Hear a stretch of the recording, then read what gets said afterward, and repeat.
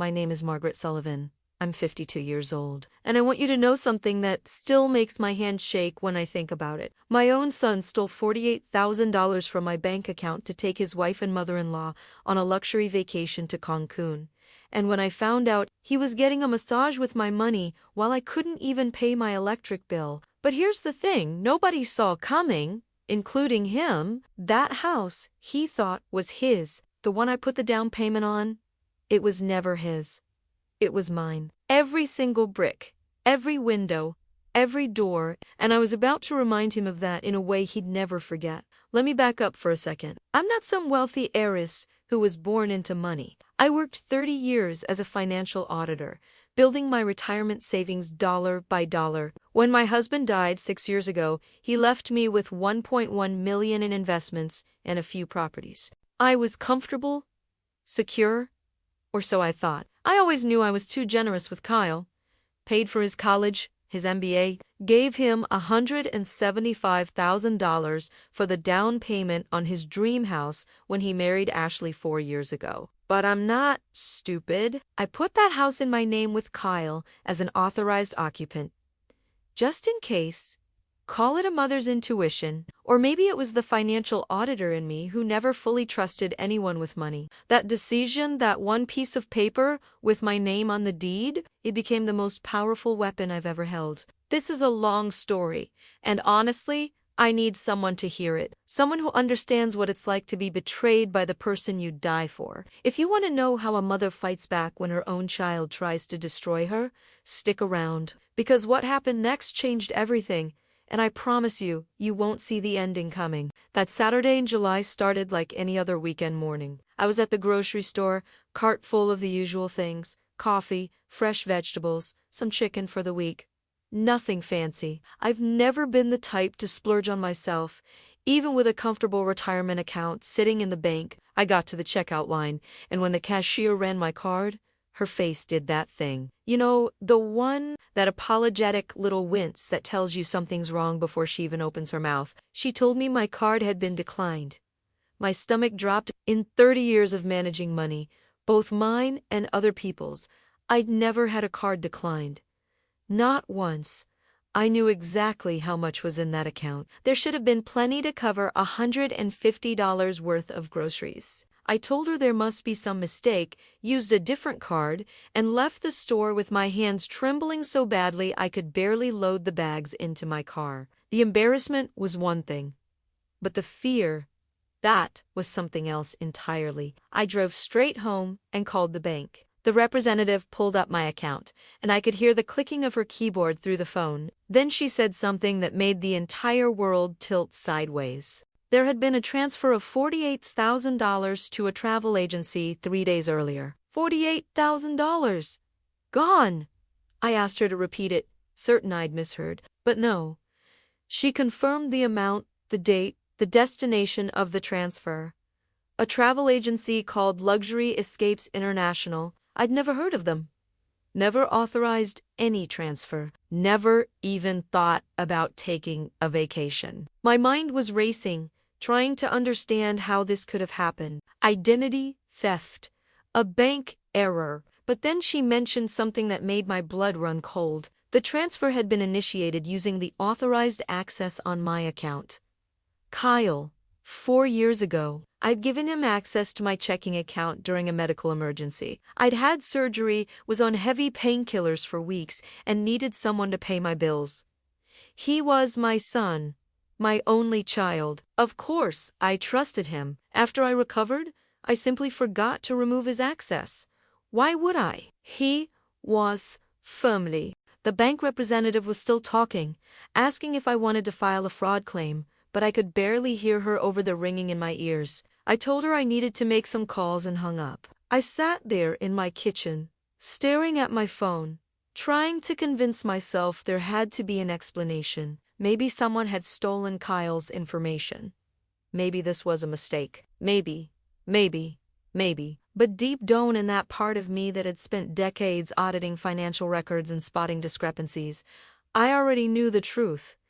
I just didn't want to believe it. I called Kyle's cell. It rang 4 times before he picked up, and the moment I heard his voice, I knew. There was loud music in the background, people laughing, the unmistakable sound of a party happening. He sounded so casual, so carefree, telling me he couldn't really talk because they were at the resort spa. He actually said the words Cancun, the resort, how much Ashley and her mother were loving it. He hung up before I could say anything about the money. I sat there, holding my phone, feeling something crack inside my chest. My son, my baby boy who I'd raised alone after his father died, the kid I'd worked overtime for, sacrificed for, given everything to.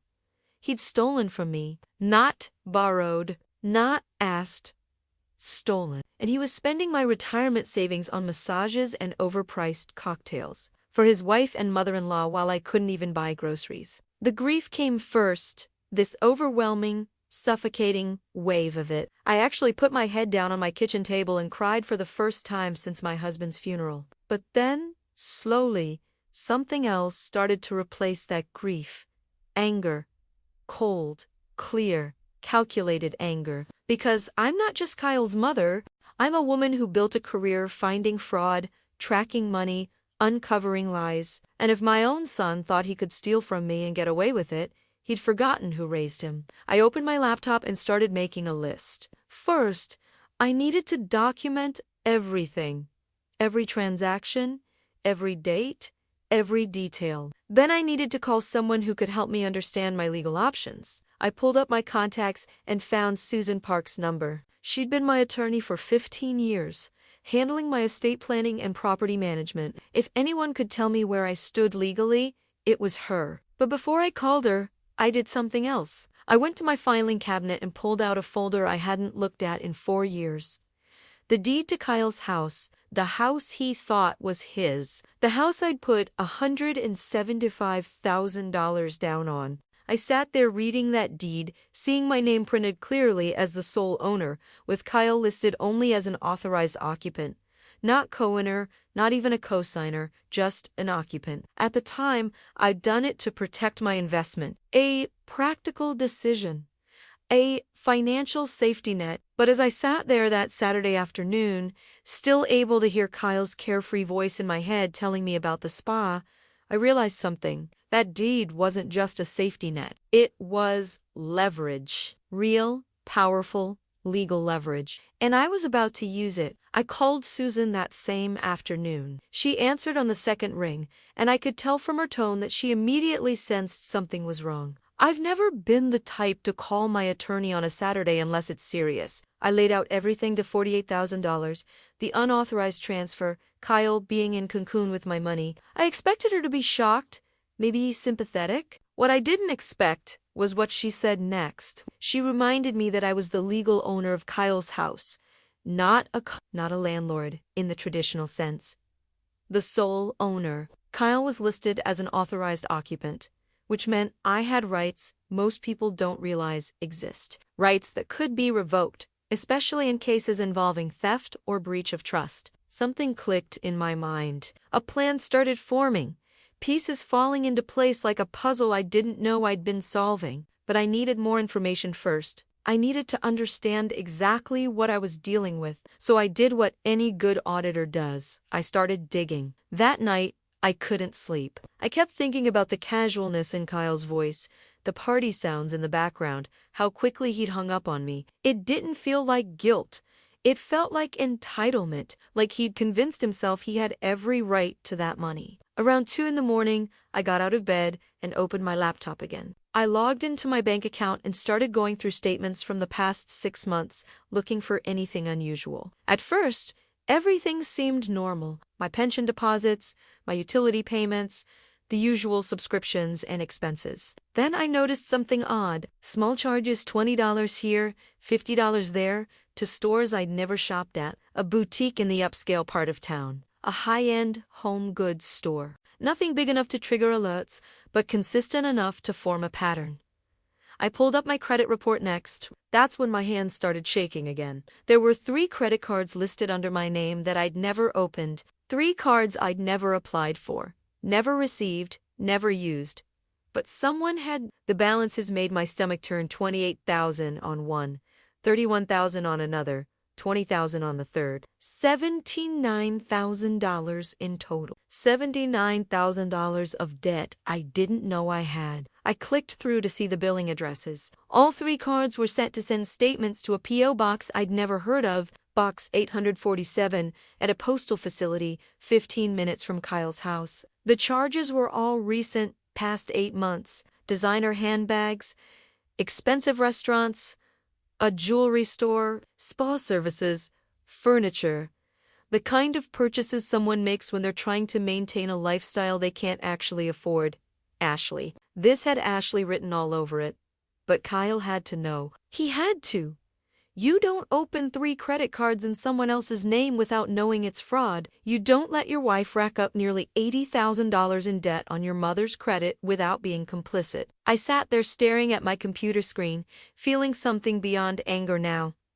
This wasn't just theft. This was systematic, planned. They'd been doing this for months, carefully hiding the evidence, probably thinking I'd never check my credit report because I'm older, because I'm a widow, because I'd trust my own son. The $48,000 for the vacation wasn't a one-time mistake.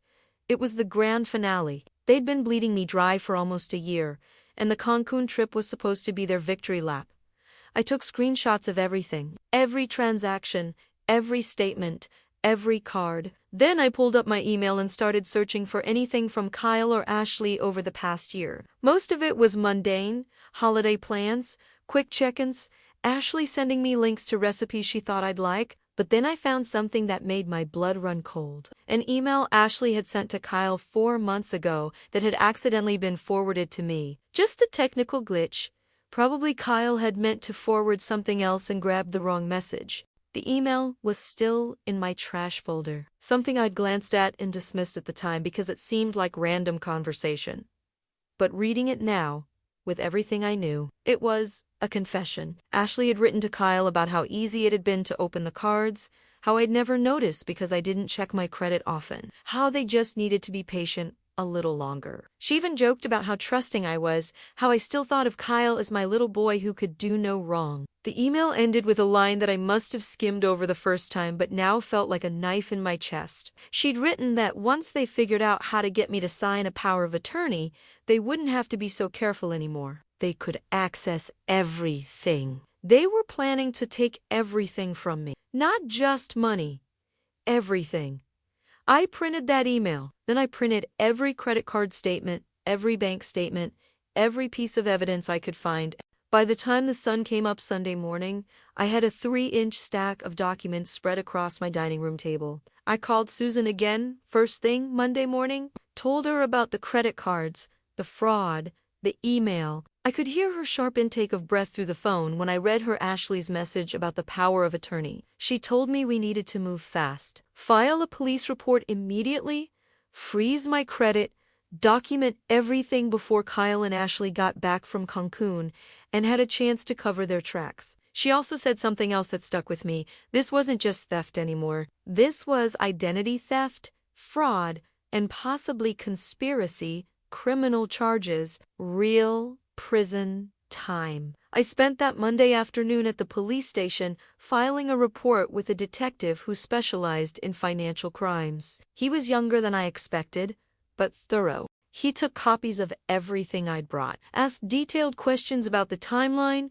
about when I'd given Kyle access to my account, about the credit cards. He told me the case was strong, very strong, especially with that email from Ashley basically admitting to the fraud. He said they'd start an investigation immediately, pull security footage from the stores where the cards were used, subpoena the travel agency records for the Cancun trip. Then he said something that surprised me. Based on the evidence, they'd likely find that Ashley's mother Linda was involved too. The travel agency charge included 3 plane tickets, 3 resort rooms. Linda had gone on that vacation knowing exactly where the money came from. 3 people, my son, his wife, and his mother-in-law, all of them conspiring to rob me blind. That night, I sat in my house, the house I'd paid off years ago through hard work and careful planning, and I made a decision. I wasn't going to let them gaslight me, manipulate me, or make me feel like the bad guy for protecting myself. I wasn't going to be the pathetic old woman who let her family steal her retirement. I was going to fight back. And that deed to Kyle's house sitting in my filing cabinet, that was going to be the first move in a game he didn't even know we were playing. But I had to be smart. I had to wait until they came home, until they felt safe and comfortable again, until they thought they'd gotten away with it. Because the thing about being an auditor for 30 years, you learn that the best time to catch someone isn't when they're running. It's when they think they're safe. Kyle, Ashley, and Linda were due back from Cancun on Thursday. I knew this because Kyle had texted me a photo on Tuesday, the three of them by the pool, drinks in hand, all smiles. The message just said they were having an amazing time and would see me soon. I stared at that photo for a long time. My son looked so happy, so relaxed. Not a trace of guilt on his face. Ashley was wearing what looked like a new designer swimsuit, and Linda had on sunglasses that probably cost more than my monthly electric bill. They were living it up on my dime, and they had the audacity to send me a picture. I responded the way they expected me to. Told them I was glad they were having fun, that they deserved the break, that I looked forward to hearing all about it when they got home. I even added a heart emoji. Susan had advised me to act normal until everything was in place. Don't tip them off. Don't let them know I've discovered anything. The police investigation was underway, but we needed a few more days to get all the documentation organized to ensure the case was airtight. So I played the role, the loving mother, the trusting fool. Wednesday afternoon, Ashley called me. This surprised me. She rarely called unless she wanted something. I almost didn't answer, but then I realized this might be important. This might be the slip-up I was waiting for. She sounded chipper, a little tipsy maybe. She went on about how beautiful Cancun was, how the resort had these incredible restaurants, how Linda had gotten this special seaweed wrap at the spa that took 10 years off her appearance. She laughed at that, like it was the funniest thing in the world. Then she said something that made my grip tighten on the phone. She mentioned how grateful they were that I'd been so generous, how not every mother-in-law would be willing to help out the way I had, how Kyle was so lucky to have a mom who understood that family takes care of family. Generous. She called it generosity.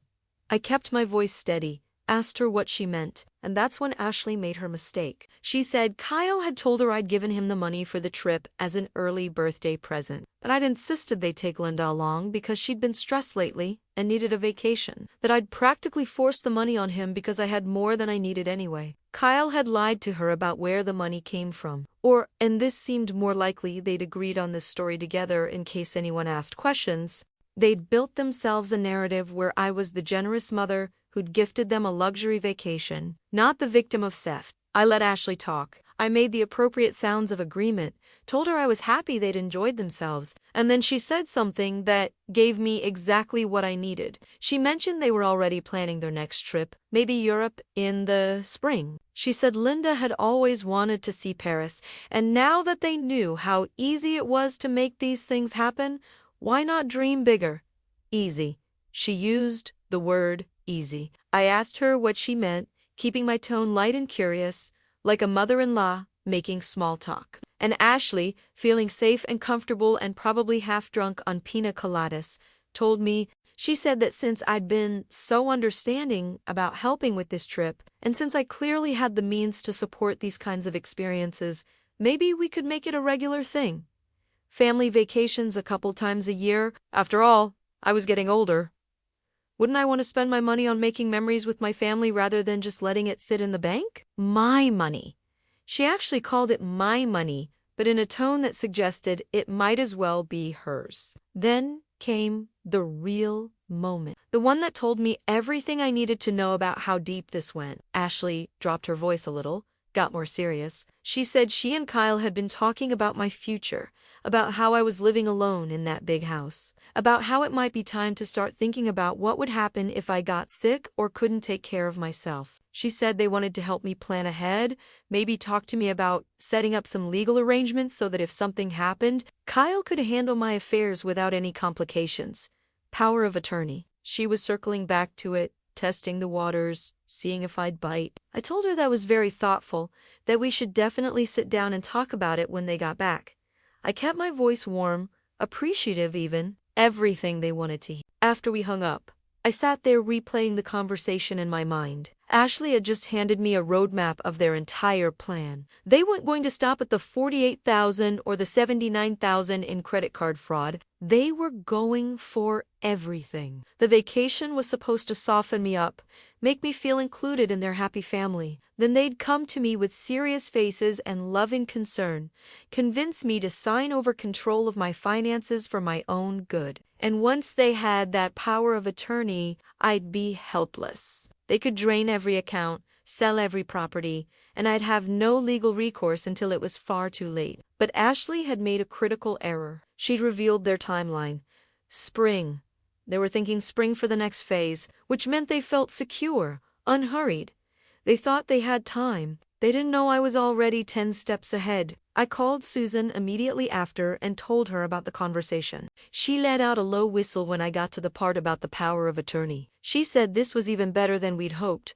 Clear evidence of ongoing intent to defraud, conspiracy to exploit an elderly person, and now we had Ashley's own words laying out their long-term plan. Susan asked me if I could handle one more performance, one more interaction before we pulled the trigger on everything. She wanted me to invite them over for dinner when they got back, to celebrate their trip, to play the loving mother one last time. Because there was something else we needed to secure. The police had pulled security footage from several stores where my stolen credit cards had been used. The detective had called that morning. The footage clearly showed Ashley using the cards, often with Linda standing right next to her. But there was one charge they wanted to verify, a large purchase at a high-end electronics store. If I could get Kyle to mention that purchase, to confirm he knew about it, that would tie him directly to the credit card fraud. Right now, they could only prove he'd stolen the 48. We needed him implicated in the bigger scheme. So I texted Kyle that night,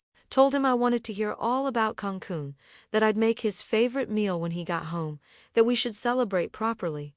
He responded immediately, said that sounded great, that Ashley and Linda would love to come too, that they had so much to tell me. I'm sure they did. Thursday came. I spent the morning cooking pot roast, mashed potatoes, apple pie for dessert, Kyle's favorites from when he was a kid. The house smelled like Sunday dinners from 20 years ago, back when my husband was still alive and Kyle was still the little boy who'd bring me dandelions from the yard. I set the table with the good china, put out cloth napkins, even bought a bottle of expensive wine I knew Ashley liked. Everything perfect. Everything exactly what a loving mother would do. Around 6 o'clock, I heard Kyle's car pull into the driveway. Through the window, I watched all three of them get out, tanned and laughing, pulling suitcases from the trunk. Ashley was wearing a new outfit, designer labels I could spot from across the yard.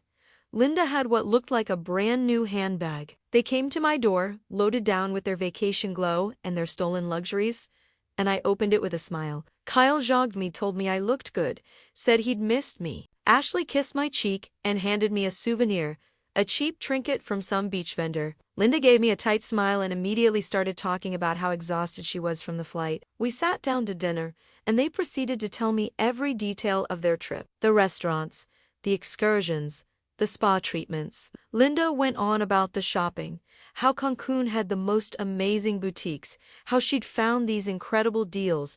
I asked questions, showed interest, played my part perfectly. Then, after dessert, when everyone was relaxed and full, I steered the conversation carefully, mentioned that I'd been doing some online shopping myself lately, looking at new electronics, said I was thinking about upgrading my laptop but wasn't sure which model to get. Kyle jumped on this, started talking about specs and processors, getting animated the way he always did with technology. Then he mentioned that he'd just gotten the newest model himself, top of the line, and it was incredible. I asked when he'd gotten it.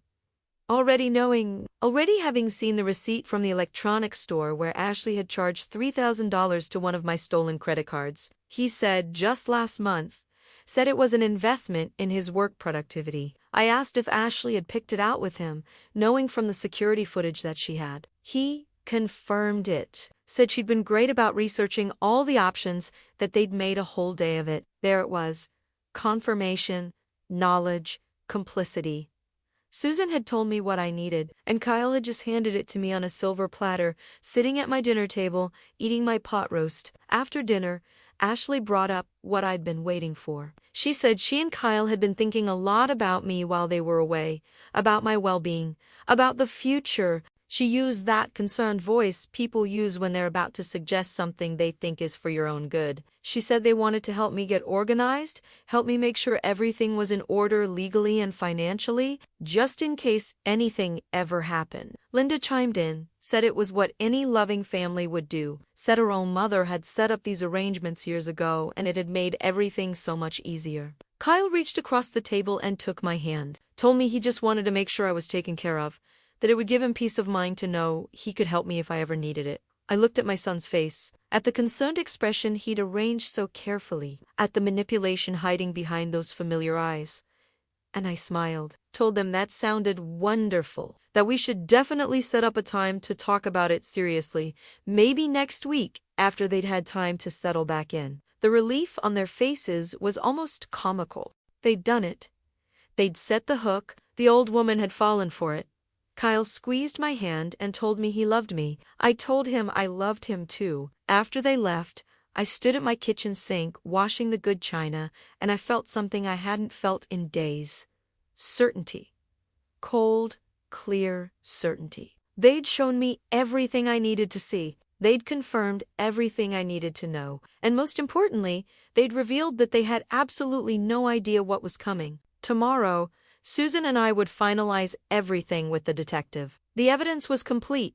The case was airtight. And by this time next week, Kyle wouldn't be living in that house anymore. Because that's the thing about playing cards. The person who thinks they're winning is usually the one about to lose everything. Friday morning, I met with Susan and Detective Morrison at the police station. We sat in a small conference room with all my documentation spread across the table, bank statements, credit card records, emails, screenshots, everything I'd compiled over the past week. Detective Morrison had added his own findings to the pile. Security footage stills showing Ashley using my credit cards at 4 different stores, always with either Linda or Kyle present. Phone records showing dozens of calls between Ashley and Linda in the weeks leading up to the Cancun trip. And something I hadn't expected, a recording. The travel agency, Luxury Escapes International, kept recordings of all their booking calls for quality assurance. When Kyle had called to book the trip, he'd been asked how he'd like to pay. The recording captured him saying he'd be using his mother's account, that she'd given him permission, that the $48,000 transfer had been authorized, except I'd never given permission. And now we had proof that Kyle knew exactly whose money he was stealing, but Detective Morrison had found something else. Something that made this whole situation even darker than I'd imagined. He'd subpoenaed Ashley and Linda's financial records as part of the investigation. What he found was a pattern of debt that went back 3 years. Credit cards maxed out, personal loans in default, collection agencies calling. Ashley and Linda were drowning in debt they'd hidden from Kyle. Or at least, that's what Linda had claimed when the detective interviewed her the day before. She'd tried to throw Ashley under the bus, said her daughter had a shopping addiction she couldn't control, that she'd only gone along with it to try to help Ashley get it under control. But the email evidence told a different story. Linda had been the one pushing Ashley to escalate. Linda had been the one who'd researched how to open credit cards in someone else's name. Linda had even suggested they start small with my accounts to see if I'd notice. This wasn't a daughter with a problem and a concerned mother. This was a partnership. A conspiracy. Detective Morrison told me that based on everything we had, he was recommending criminal charges against all 3 of them. Identity theft, fraud, conspiracy to commit elder abuse. Ashley and Linda were looking at serious prison time if convicted. Kyle, as an accomplice, would face charges too, though potentially lesser ones if he cooperated. Susan added that, from a civil standpoint, I had multiple paths forward. I could sue for full restitution of all stolen funds, plus damages. But more immediately, she'd prepared eviction paperwork for Kyle based on the theft and breach of trust. She slid the papers across the table to me, official documents declaring my intention to revoke Kyle's occupancy of the house I owned. Because he wasn't a tenant with a lease, he was an authorized occupant on my property. I had the legal right to remove him with only 72 hours notice in cases of serious misconduct. Theft of $48,000 definitely qualified as serious misconduct. Susan had already contacted a moving company that specialized in these situations. they'd pack up everything in the house and put it in storage. The locksmith was on standby to change all the locks. Everything could happen in a single day while Kyle and Ashley were at work. All I had to do was sign the papers and choose the day. I sat there with the pen in my hand, looking at those documents. This was it, the point of no return. Once I signed these papers, once I set this plan in motion, there would be no going back.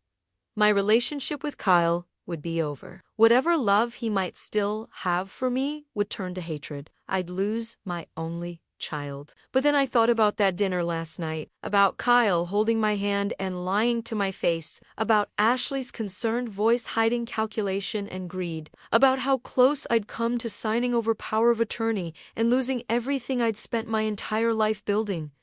I signed the papers. Detective Morrison said he'd hold off on making arrests until after the eviction was complete. He wanted Kyle and Ashley to feel secure for a few more days to make sure they didn't try to flee or hide assets once they realized the investigation was underway. We set the date for Tuesday. Kyle and Ashley both worked 9 to 5 at their respective offices.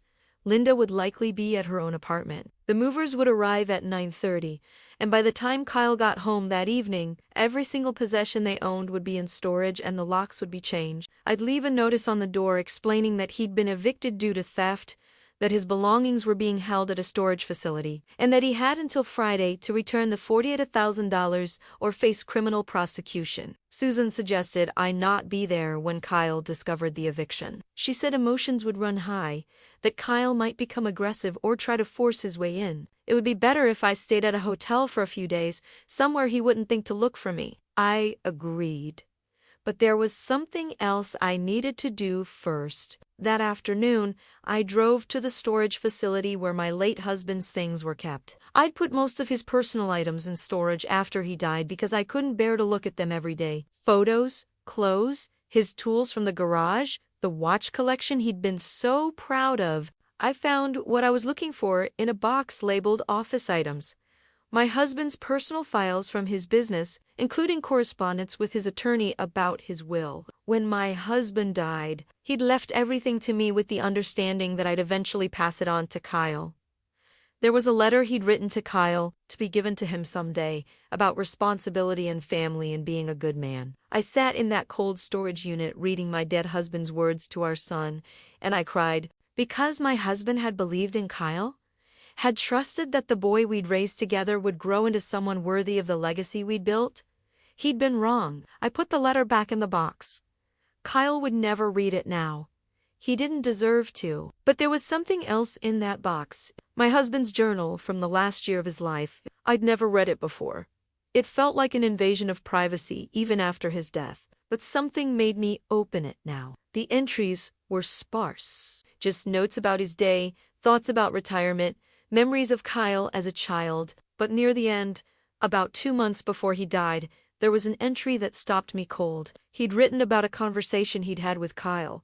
Kyle had come to him asking for money to invest in some business opportunity. My husband had said no, told him he needed to learn to build wealth himself. That being handed money wouldn't teach him anything valuable. Kyle had gotten angry. Told his dying father that he was being selfish, that family was supposed to help each other, that what was the point of having money if you wouldn't share it with your own son. My husband had written that he was worried that Kyle saw his parents as a bank rather than people, worried that they'd made him too comfortable, too entitled. He'd ended the entry with a line that hit me like a punch to the chest. He wrote that he hoped I'd be careful after he was gone, that I shouldn't let Kyle manipulate me the way he'd tried to manipulate his father, that love and money should never be confused with each other. My husband had seen it. He'd known, even 6 years ago, what Kyle was capable of. I took a photo of that journal page. I'm not sure why. Maybe because I needed proof that I wasn't crazy, that I wasn't being cruel. My own husband had warned me about this. When I got home that evening, there was a message from Kyle on my phone. He said they'd had such a great time at dinner, that it meant so much to have family who cared. He said he'd set up an appointment with an attorney for next Thursday to talk about getting my affairs in order. Next Thursday, less than 2 weeks away. That's how long they were giving themselves to trap me. I called Susan and told her about the appointment. She said it was perfect.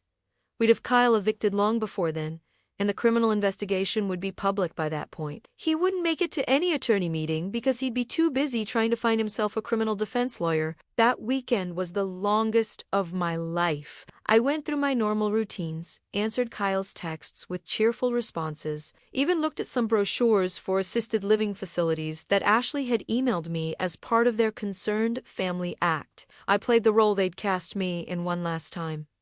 The aging mother, the easy mark. The woman who'd believe anything her loving son told her. Monday night, I packed a bag and checked into a hotel 30 minutes outside of town. Somewhere quiet, somewhere Kyle would never think to look. Susan had arranged everything. The hotel was paid for through her firm's account, so there'd be no credit card trail Kyle could follow. Tuesday morning, I sat in that hotel room and watched my phone. The movers were scheduled to arrive at Kyle's house, my house, at 9:00. Susan was there to supervise, to make sure everything went according to plan. At 9:45, she texted me they were inside.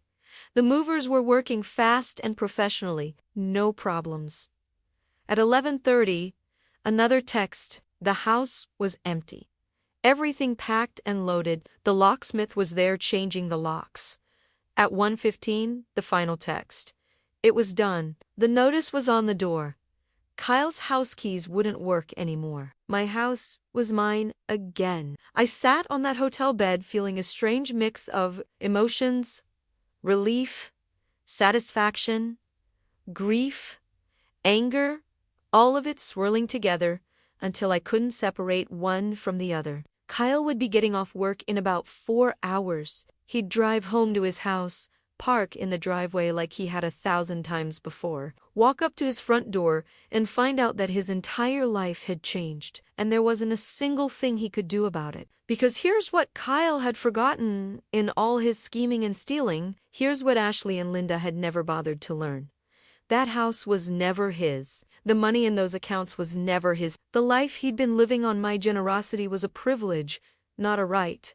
And I'd just taken it all away. Kyle called me at 5:47 on Tuesday evening. I was still at the hotel, sitting by the window, watching the sun set, when my phone started ringing. I stared at his name on the screen for a long moment before I answered. The sound that came through the phone wasn't words at first. It was rage. Pure, incoherent rage. He was screaming so loud I had to hold the phone away from my ear. When he finally formed actual sentences, he told me I couldn't do this, that it was his house, that I had no right. I let him run out of steam, let him exhaust himself with threats and accusations and disbelief. Then, when he finally stopped to take a breath, I spoke. My voice was calm, steady, cold. I told him it was actually my house, that the deed had my name on it, not his, that he'd stolen $48,000 from me, and that theft meant he'd violated the terms of his occupancy. I told him his belongings were safe in storage, that he had until Friday to return every penny he'd stolen, or I'd be pressing full criminal charges. He tried a different tactic then. His voice shifted, became pleading, desperate. He said he didn't understand that I'd given him that money for the vacation, that Ashley had said it was a gift. He tried to lie to me even after being caught. And something about that audacity made my resolve harden even further. I told him I had the bank records. I had the recording from the travel agency. I had everything. There was no point in lying anymore. That's when Ashley grabbed the phone from him. Her voice was different than I'd ever heard it. Sharp, vicious, stripped of all pretense. She called me a bitter old woman who couldn't stand to see her son happy. She said I was pathetic, alone, jealous of their marriage. She said things I won't repeat. I listened to it all. Then I told her that Detective Morrison was very interested in talking to her about the $79,000 in credit card fraud. I suggested she get a lawyer. I hung up after that, turned my phone off, sat in the silence of that hotel room, and felt something I hadn't felt in weeks. Peace. Wednesday morning, Susan called me on the hotel line. She said Kyle had shown up at her office at 8 a.m., demanding to speak with her, threatening legal action. She'd had security escort him out, but before he left, he'd said something interesting. He'd told her that Ashley was lying about the credit cards, that he didn't know anything about them, that this was all Ashley and Linda's scheme and he'd been manipulated to. So it was starting.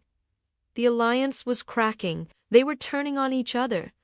Susan said this was actually good for our case. If Kyle was willing to testify against Ashley and Linda in exchange for a reduced sentence, the prosecutor would likely take that deal. It would make the case against the two women airtight. But I told Susan I didn't want Kyle getting off easy. He might not have opened the credit cards himself, but he'd stolen the $48,000.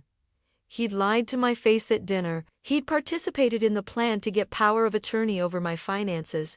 Susan was quiet for a moment. Then she said there might be another way to handle this, a way that would ensure everyone faced consequences, but that would also protect my assets and my future. She said she'd been doing some research into financial abuse of elderly persons. There were organizations, advocacy groups, even some law firms that specialized in these cases. One in particular had reached out to her after hearing about my situation through the legal community. The attorney's name was Rebecca Chun, and she ran a nonprofit that helped victims of family financial fraud. Rebecca had successfully prosecuted dozens of cases like mine, and she'd told Susan she was very interested in my story, not just for legal purposes, for educational ones. Rebecca wanted to use my case as an example in workshops. She ran for banks and financial institutions about recognizing elder abuse. She wanted to write about it in legal journals. She wanted to help other people recognize the warning signs before it was too late. And in exchange, her nonprofit would cover all my legal costs, the civil suit, the criminal prosecution support, everything. I wouldn't have to pay a dime. More than that, Rebecca had connections with forensic accountants who worked pro bono for her organization. They could trace every dollar Ashley and Linda had stolen, find every hidden asset, uncover every piece of the fraud, things that would cost me tens of thousands to investigate privately. I told Susan to set up a meeting. Thursday afternoon, I met Rebecca Chun at a coffee shop halfway between my hotel and her office. She was younger than I expected, maybe 40, with sharp eyes that reminded me of my own reflection in the mirror during my auditing days. She already knew the basics of my case, but she wanted to hear it from me directly. So I told her everything. The theft, the credit cards, the vacation, the plan to get power of attorney, the dinner where they'd lied to my face, the journal entry from my late husband. Rebecca listened without interrupting, taking occasional notes. When I finished, she sat back in her chair and shook her head. She told me my case was textbook financial abuse. Multiple red flags I'd missed initially because they were coming from family. The gradual escalation from small boundary violations to major theft. The isolation tactics. I realized as she said it that Ashley had been slowly pulling Kyle away from his other friends and family members for years, making me and Linda the only significant people in their life. Then Rebecca said something that caught me off guard. She said she'd looked into Linda's background as part of her preliminary research. Linda had been married 3 times. Each marriage had ended after a few years, and each ex-husband had complained about financial irregularities during the divorce proceedings. Nothing that resulted in criminal charges, but a clear pattern of behavior. Linda had done this before. Ashley had learned it from her mother. And I'd been their target because I was a widow, because I had money, and because I loved my son enough to be blind to what they were doing. Rebecca pulled out a folder and showed me something else. A forensic analysis her accountant had done of Ashley's spending patterns over the past 3 years. The credit card fraud I knew about was only part of it. Ashley had been taking smaller amounts from Kyle's accounts for years. Money he probably assumed was going to household expenses or joint purchases. She'd been systematically draining him to a few hundred here, a few thousand there. Kyle was nearly broke despite having a decent job. In a twisted way, Kyle was also a victim, but he'd made his choice when he decided to steal from me rather than confront his wife's spending. Rebecca told me her forensic accountant could provide expert testimony in court. He could lay out the entire financial scheme in a way that would be undeniable. Juries loved financial experts. They made complex fraud cases simple and clear. She also said she'd reached out to the local media. There was a consumer protection reporter at the city newspaper who'd expressed interest in covering my case, not to exploit me, but to warn other elderly people about family financial fraud.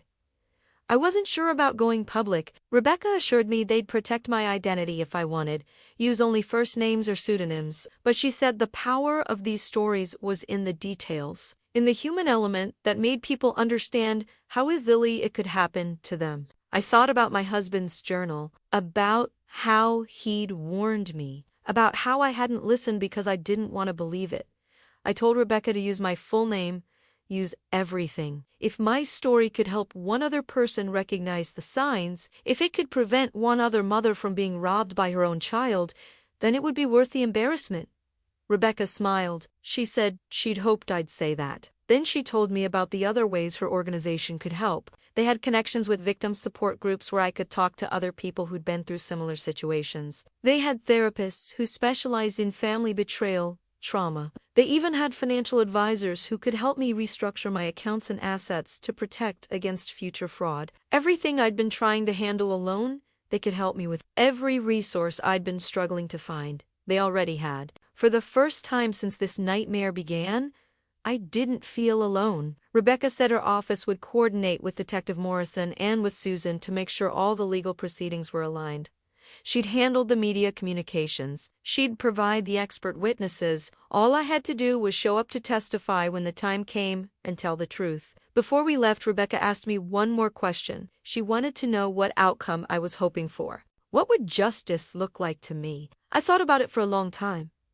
Then I told her I wanted every penny returned. I wanted Ashley and Linda to face criminal consequences for what they'd done. I wanted Kyle to understand that actions have consequences, that you can't steal from the people who love you and expect forgiveness. But more than that, I wanted other people to know this could happen to them. I wanted adult children to read my story and think twice before stealing from aging parents. I wanted elderly people to understand that protecting your assets from family isn't cruel. It's necessary. I wanted something good to come from this betrayal. Rebecca told me she'd make sure that happened. Friday morning, the deadline I'd given Kyle to return the money came and went. He didn't call. He didn't transfer any funds. He did nothing. So I called Detective Morrison and told him to proceed with filing criminal charges against all three of them. He said the warrants would be issued Monday morning. Kyle, Ashley, and Linda would all be arrested and charged with fraud, identity, theft, and conspiracy. The prosecutor was confident in the case. The evidence was overwhelming. Susan called me that afternoon with more news. Kyle had hired a criminal defense attorney, someone with a reputation for getting clients off on technicalities. The attorney had already reached out to her, fishing for information about what evidence we had, suggesting that maybe we could work out a deal. Susan had told him there would be no deals, not unless Kyle returned the full $48,000 PAID restitution for my legal costs and provided detailed testimony against Ashley and Linda. The attorney had laughed, said Kyle didn't have $48,000 to return, said Kyle was actually the victim here, manipulated by his wife and mother-in-law. Susan had hung up on him, but what the attorney said stuck with me. Kyle really didn't have the money. He'd already spent it. And based on what Rebecca's forensic accountant had found, Kyle's own accounts were nearly empty. So where would the restitution come from? That's when I remembered something. Kyle had a car. Not just any car, a luxury sedan he'd bought 2 years ago. He'd bragged about it at the time, shown me pictures, told me about all the features. That car had to be worth at least $40,000. I called Susan back and asked if we could include the car in the restitution order. She said absolutely. In fact, she could file a motion to have the car seized as an asset purchased with stolen funds. By Monday afternoon, Kyle wouldn't just be facing criminal charges. He'd be losing his car too. Everything was falling into place. The legal team was assembled. The evidence was documented. The media was ready to tell the story. The criminal charges were being filed. All that was left was to wait for the consequences to arrive. And they were coming, fast and inevitable, like a storm Kyle never saw building until it was right on top of him. Over the weekend, I stayed at the hotel and tried to prepare myself for what was coming. Monday morning, 3 arrest warrants would be issued. By Monday afternoon, Kyle, Ashley, and Linda would be in custody. The case would become public record. The media would start covering it.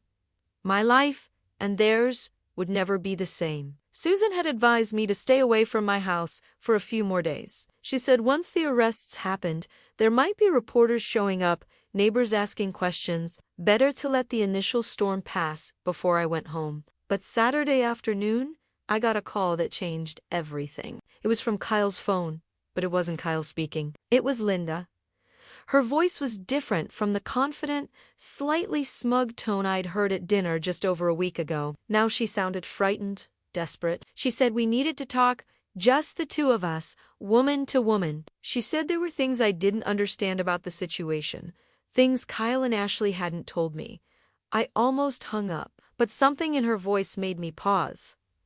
This wasn't manipulation. This was panic. I told her I'd meet her, but only in a public place, and only with my attorney present. I wasn't going to fall for whatever game she was trying to play. We met Sunday morning at a restaurant near my hotel. Linda showed up alone, looking like she'd aged 10 years in the past week. Her expensive clothes couldn't hide the exhaustion in her face, the fear in her eyes. Susan sat beside me, legal pad ready, recording app running on her phone. Everything Linda said would be documented. Linda started talking before we even ordered coffee. She said Ashley had lied to her about the credit cards. She claimed Ashley had told her I'd given permission, that the cards were a gift to help them furnish their house. She said she'd only gone on the Cancun trip because Ashley had insisted that she'd thought it was all legitimate.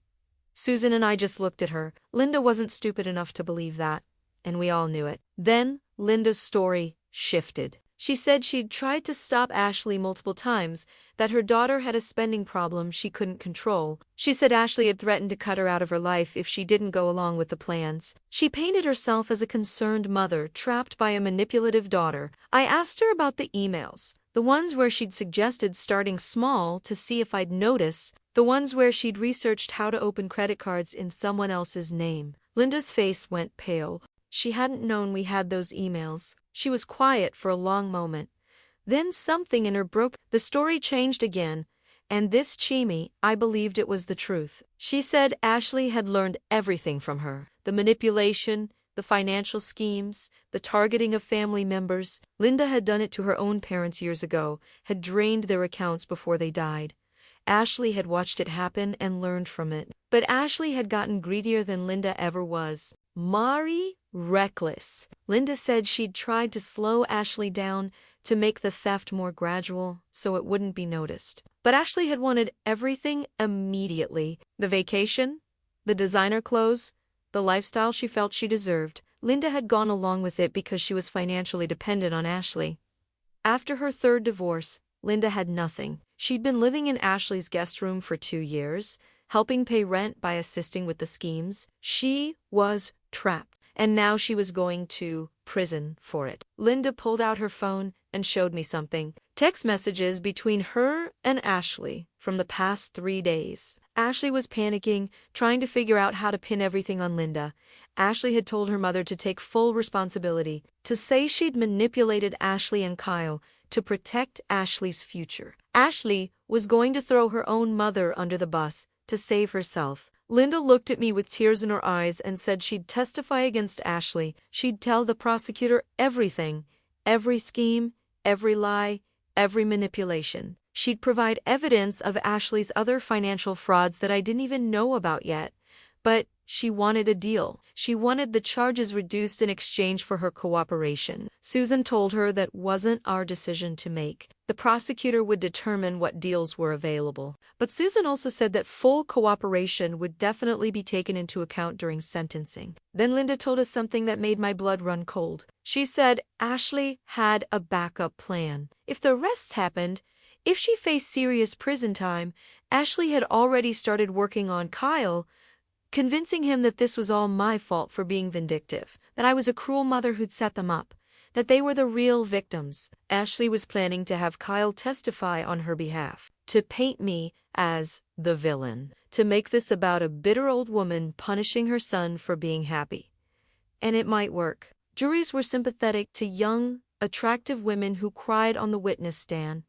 Ashley knew how to play victim. She'd been doing it her entire life. Linda said there was only one way to prevent it. We needed to drive a wedge between Ashley and Kyle before the trial.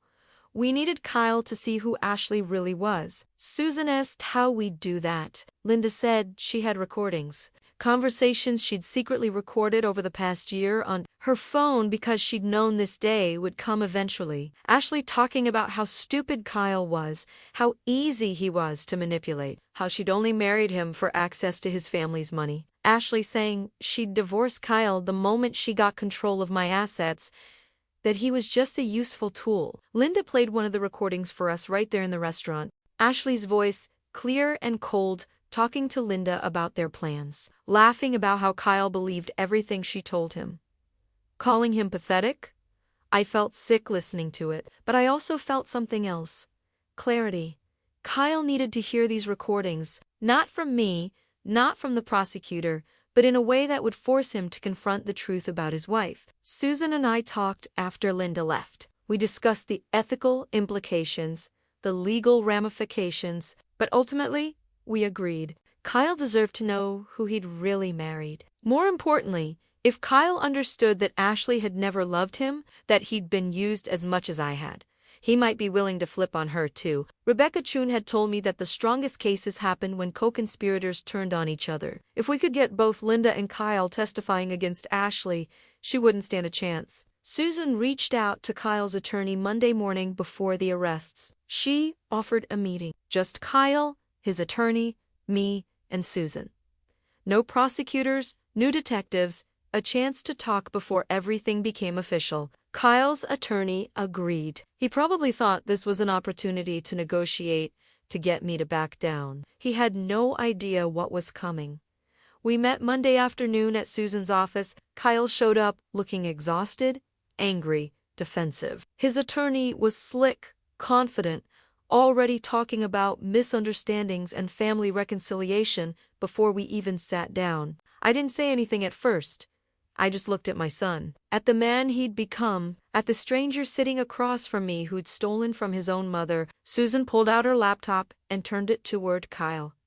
She said there was something he needed to hear before we discussed anything else, something that would change his understanding of the entire situation. She played the first recording. Ashley's voice filled the conference room, talking about how easy Kyle was to control, how he'd do anything she asked because he was desperate to make her happy.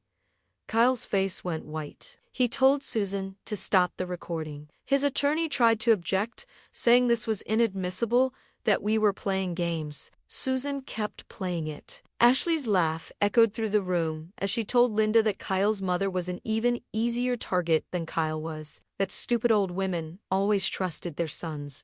I watched Kyle's expression change from anger to confusion to devastation. He told Susan to stop, his voice barely a whisper. Susan stopped the recording. She told Kyle there were 6 more just like it. Hours of Ashley talking about him, about me, about her real plans for our family's money. Kyle's attorney was saying something about privacy violations and illegal recordings, but Kyle wasn't listening to him. He was staring at the laptop like it had physically struck him. Susan told him the truth. Linda had made a deal to testify against Ashley. The prosecutors had recordings, emails, forensic evidence of a conspiracy that went back 3 years. Ashley was going to prison, and she was going to try to take Kyle down with her.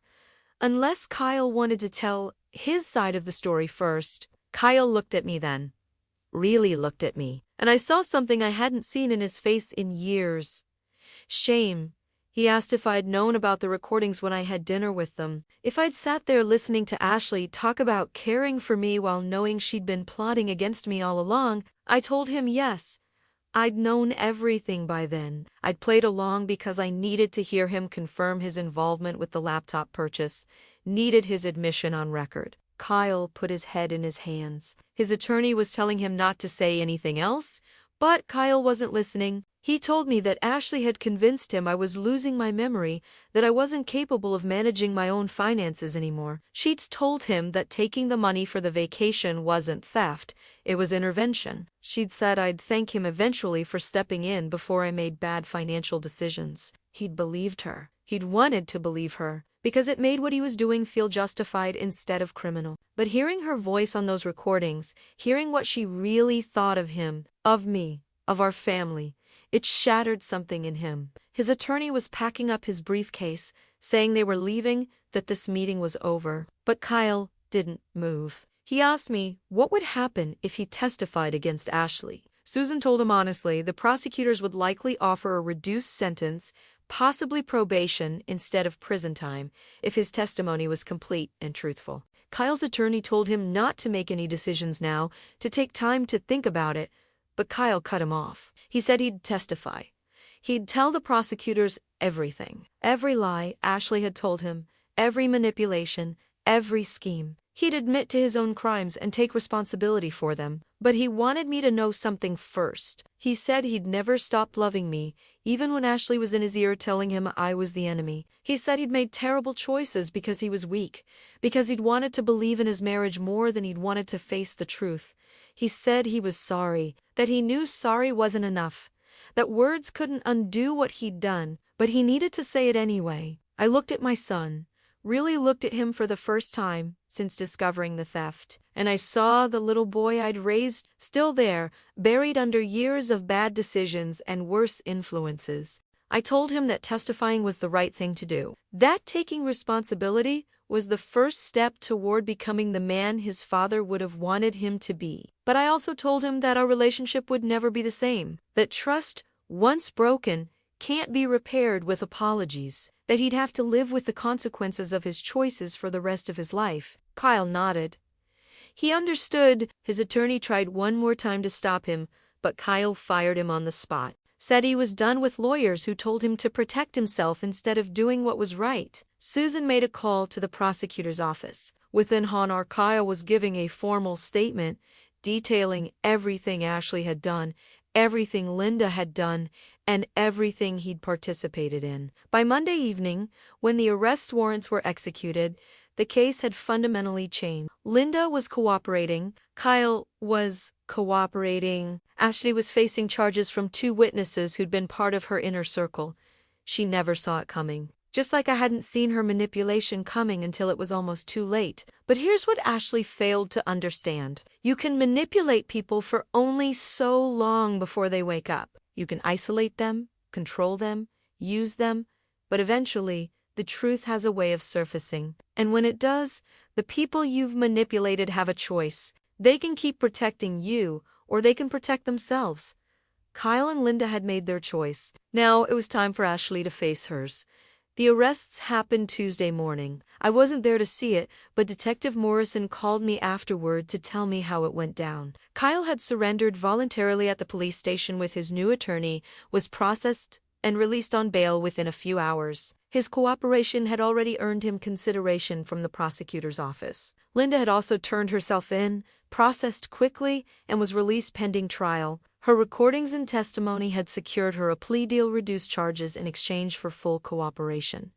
But Ashley was different. Detective Morrison said they'd gone to arrest her at the house she'd once shared with Kyle, my house that Kyle no longer had access to. Except Ashley wasn't there. She'd cleared out sometime during the night, taking whatever she could carry. They'd issued a warrant for her arrest, put Aucha Bolubi on the lookout. But Ashley had run. For 3 days, there was no sign of her. The media had picked up the story by then. Rebecca Chun had given an interview to that consumer protection reporter, and it had run on the front page of the city section. My name, my story, the details of the fraud, everything.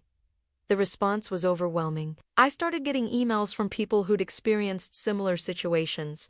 Adult children stealing from elderly parents, daughters-in-law manipulating their way into family finances. The patterns were everywhere once you knew what to look for. Rebecca's nonprofit was flooded with calls. She told me my case was already helping people recognize the warning signs in their own families, but Ashley was still out there, still free, and according to Detective Morrison, likely planning her next move. Then, Thursday afternoon, I got a call from a number I didn't recognize.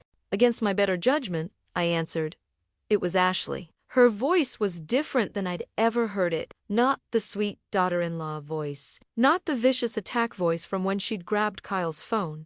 This was cold, calculated, dangerous. She told me I'd made a mistake coming after her, that I'd destroyed her marriage, ruined her life, turned everyone against her. She said I was going to pay for it. I told her the police were looking for her, that running only made things worse. She laughed at that. Said she wasn't running, she was regrouping.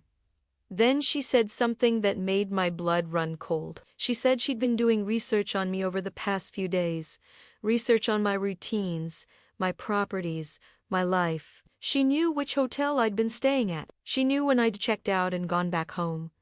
She knew I was alone. It was a threat, clear and unmistakable.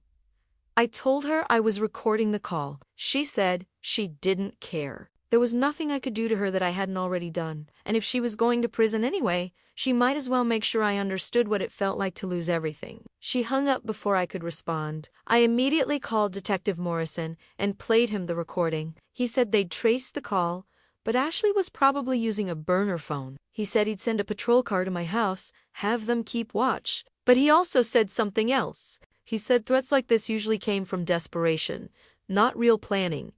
Ashley was scared, angry, lashing out. She probably wouldn't actually do anything. Probably. I didn't feel safe going home that night. I checked back into the hotel, called Susan and Rebecca, told them what had happened. Rebecca said this changed things. A defendant making threats against a witness was serious. The prosecutor could use it to deny bail once Ashley was caught, could add charges. But first, they had to find her. Friday morning, Detective Morrison called with news. They'd tracked Ashley's phone to a location 3 states away. She'd used it to make a call to her father, who she hadn't spoken to in 5 years. The father had contacted the police immediately after the call, said Ashley had sounded unstable, had been rambling about revenge and justice. They had state police looking for her. It was only a matter of time. But that afternoon, Ashley made her mistake. The mistake I'd been waiting for without even realizing it. She went to the house.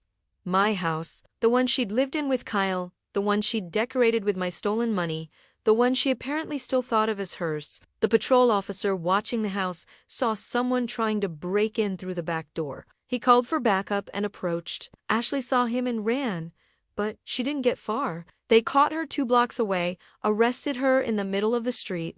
Detective Morrison said she'd had a crowbar, a can of spray paint, and a set of matches in her backpack. He said it looked like she'd been planning to vandalize the property, maybe even set a fire.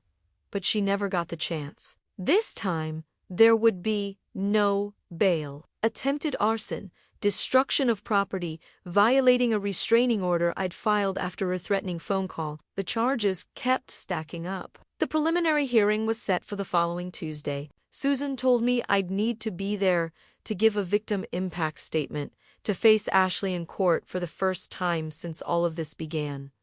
I spent the weekend preparing, writing down everything I wanted to say, everything I'd been holding in. Since that day, my card was declined at the grocery store. Tuesday morning, I walked into that courtroom with Susan on one side and Rebecca on the other. The room was packed, reporters, victim advocates, other families dealing with similar fraud cases who'd come to show support. And there, at the defense table, was Ashley. She looked different. Her expensive clothes were gone, replaced by a standard jail jumpsuit. Her carefully maintained appearance had crumbled, but her eyes were the same, cold, calculating, filled with rage. Kyle was there too, sitting in the back. He didn't look at Ashley, didn't look at me either, just stared straight ahead, his face blank. Linda sat in the front row on the prosecution side, ready to testify. She wouldn't look at her daughter. The judge called the hearing to order. The prosecutor laid out the charges: fraud, identity theft, conspiracy, attempted arson, witness intimidation. The list went on and on. Ashley's public defender tried to argue for bail, saying his client had ties to the community, wasn't a flight risk despite the 3-day absence. The prosecutor played the recording of Ashley's threatening phone call to me, showed photos of the crowbar and matchas found in her possession when she was arrested at my house. The judge denied bail.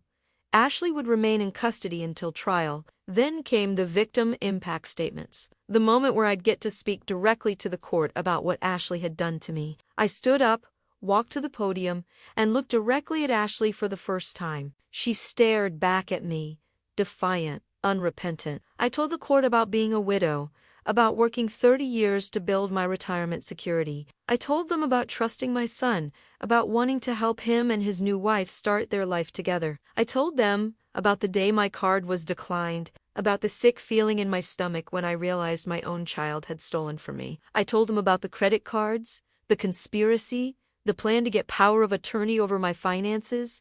I told them how close I'd come to losing everything I'd worked my entire life to build, but then I told them something else.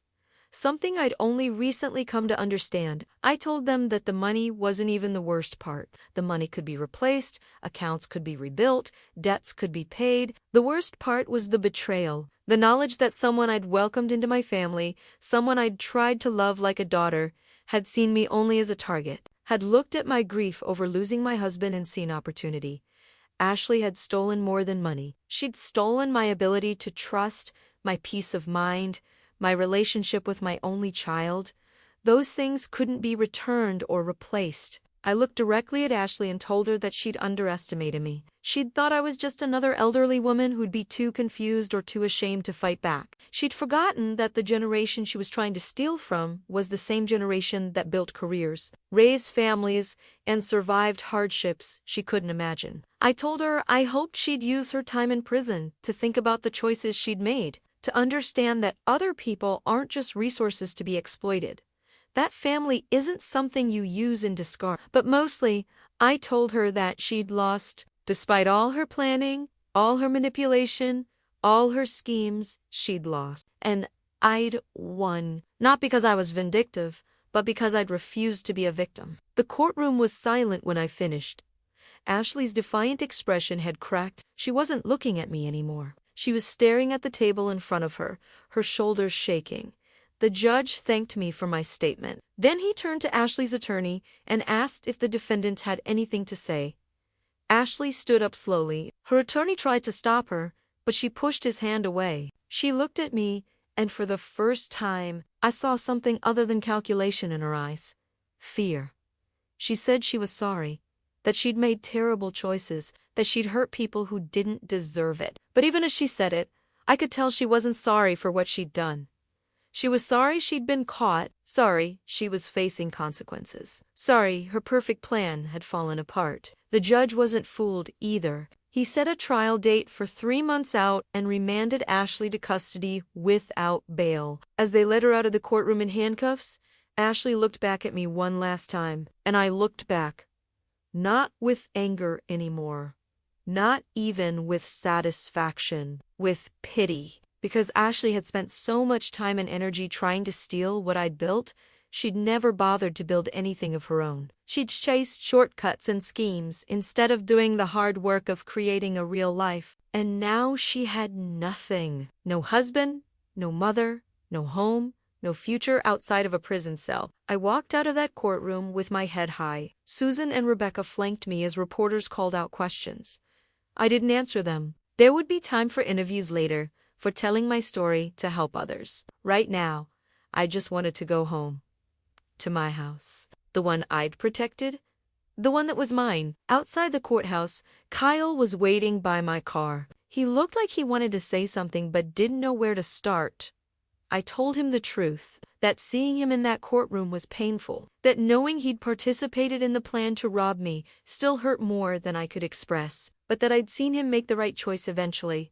And that counted for something. He asked if there was any chance we could rebuild our relationship someday, if forgiveness was possible. I told him I didn't know, that forgiveness wasn't something I could force or fake. That trust took years to build and seconds to destroy, that he'd have to live with the consequences of his choices. And so would I. But I also told him that he'd taken the first step by testifying truthfully, that he'd shown more integrity in the past week than he had in the past 3 years.